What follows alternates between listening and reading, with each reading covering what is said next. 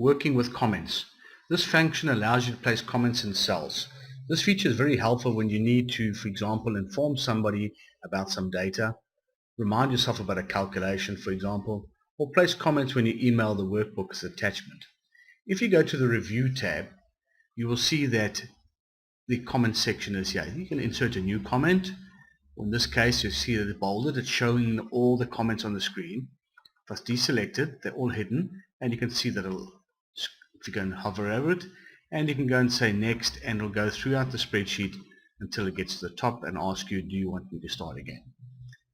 Use comments. They are very handy, and if you save them with them visible and you email them, that is what they will see when they receive the email.